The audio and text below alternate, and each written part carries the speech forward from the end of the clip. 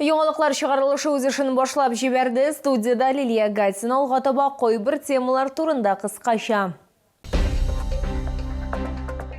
Законсыз сәүдә белән активрак көрәшергә кирәк. Яршолы мэры район администрацияләре башлыкларына шундый йөкләмә бирде.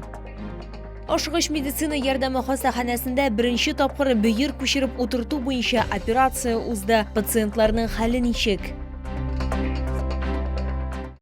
Законсыз сәүдә белән активрак көрәшергә кирәк. Бүген аппарат киңәшмәсе вакытында Яршолы мэры район администрацияләре башлыкларына шундый йөкләмә бирде. Шәһәр башлыгы сүзләренчә, Чаллыда товарлар һәм продукция сатып алу өчен урыннар җитәрлек. Мәсәлән, стационар булмаган сәүдә объектлары, ярминкәләр уздыру өчен майданчыклар толырак халдагы материалда. Санкцияләнмәгән сәүдә белән көрәш туктамый. Җитәкче сүзләренә караганда, 2024 елда 126 беркетмә төзелгән. Агымдагы сезонда аларның саны арткан. Управлением ежедневно ведется борьба с несанкционированной торговлей.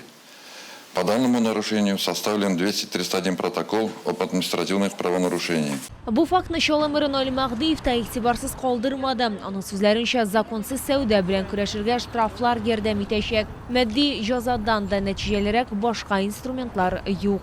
Все же понимают, что на обочине дорог нельзя торговать бахчевыми. Ну что, сколько лет мы об этом говорим.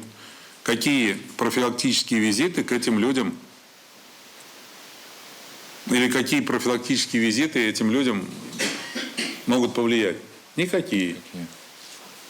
Кроме штрафа по максимальной планке. Шулай ук законсыз сәүдәдә кулланыла торган транспорт чараларын, инструментларны тартып алырга. Наил Мәгъдиев сүзләренчә, бу юнәлештә Комсомол районы администрациясе хезмәткәрләре активрак эшли. Беренче тапкыр таләпләрне бозучыларга кисәтүләр бирелергә тиеш, әмма системалы рәвештә кагыйдә бозучыларга закон нигезендә җәза бирелә. Лилия Гатина, Илмира Гайнетдинова, Сергей Вильданов, Яңалыклар. 1 декабрьдә бөтен дөньяда спидка каршы көрәш көне билгеләп үтелә. Бәйрәм беренче тапкыр 1988 елда игълан ителә. Бу да уңайыннан Чаллының сәүдә үзәкләренең берсендә акция узды. Теләгән һәркем үзенең ВИЧ статусын аноним рәвештә тикшерә алды һәм бушлай. Давайте, девушки, я вас сейчас проинструктирую. СПИД үзәк белгечләренә волонтер-медиклар ярдәм итә. Алар чаллыларны ВИЧ-инфекцияга экспресс-тест узарга һәм бүләкләр алырга чакырды. Цель таких акций больше просветительская, нежели выявить именно ВИЧ-инфекцию, да, потому что каждого человека, помимо того, что мы обследуем, наш медицинский психолог проводит дотестовое и послетестовое консультирование. Елдан ел Чаллыда әлеге акцияга кызыксыну арта бара. СПИД үзәк белгечләре сүзләренчә, 5 ел элек кешеләр курыкканнар, үзәкне читләтеп үткәннәр. Хәзер хәтта кабаттан да киләләр. Уртача аноним тестлаштыруны якынча 50 кеше уза. В онлайне читали, что сегодня делают тестирование, то есть для молодых людей, мне кажется, это очень полезно. Это же наше здоровье, по-моему, самое главное в жизни. Быть здоровым и постоянно проверяться. Не только на ВИЧ, и на другие болезни. Человек должен знать про себя, ответ, как бы он здоров, не здоров, тем более, что потом, если семью вступает, для ребенка тоже важно. ВИЧ-инфекцияга аноним һәм түләүсез экспресс-тест даими үткәрелә. Бүгенге көндә Татарстан Республикасы буенча ВИЧ диагнозы белән 15 мең ярымнан артык кеше исәптә тора. Чаллыда 2 мең ярым. СПИД үзәк белгечләре сүзләренчә, күпчелек очракта авыру җенси юл белән күчә. Лилия Гатина, Лейсан Габдрашитова, Тахир Бикметов, Яңалыклар. Чаллыда Акчурин исемендәге ашыгыч медицина ярдәме хастаханәсендә беренче тапкыр бөер күчереп утырту буенча операция ясалды. Трансплантация буенча яңа программа Республика сәламәтлек саклау министрлыгы ярдәме белән гамәлгә ашырыла. Беренче уңышлы 2 операция инде ясалды. Бәхетле пациентлар һәм аларның туганнары белән безнең төшерү төркеме очрашты.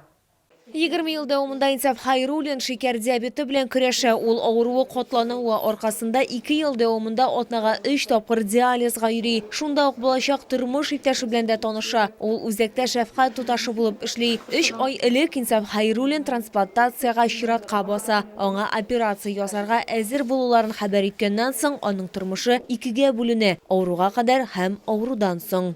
Диализга йөрергә кирәк түгел, это очень хорошо, бик әйбәт. Диализдан соң все-таки авыр иде йөрергә. эшләп булмый да, хәл юк, давление. Ну, бөтенләй бер өстәлә иде шуның өстенә. Аларга бик зур рәхмәт. Бөтен катнашкан врачларга, табибларга, и донорга тоже. Мин бик шат, минем абый полноценной жизньга кайта. Ничек әйтим инде тагын. Вся жизнь впереди. Гомер алда. Шатлыкка гына булсын. Инсап Хайруллинның тормыш иптәшенең бәхеттән күзләрендә шатлык яшьләре күренә. Хәзер гаилә бер-берсе һәм якыннары белән күбрәк була ала һәм шулай ук сәяхәт итә ала. Хәзер безнең вакытыбыз күбрәк, Аллага шөкер.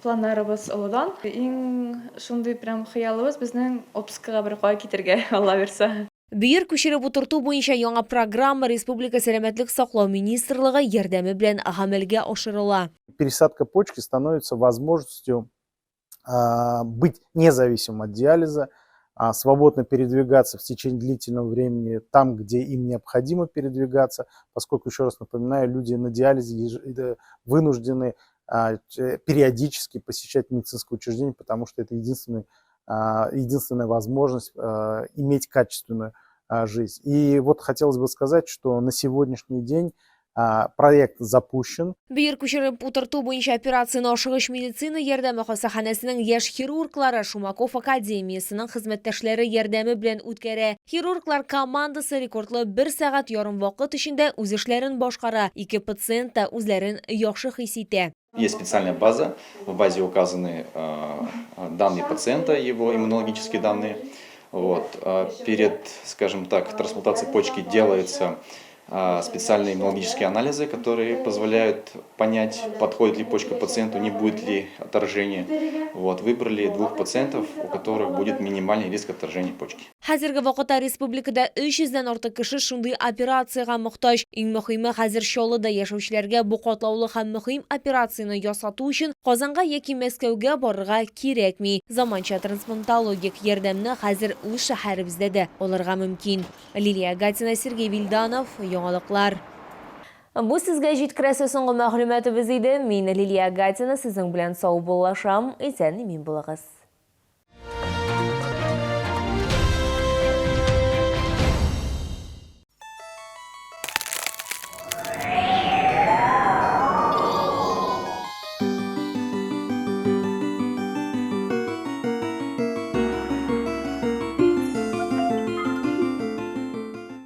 Лечение, протезирование, имплантация зубов по доступным ценам. Стоматология «Улыбка». Улица Полякова, 2А.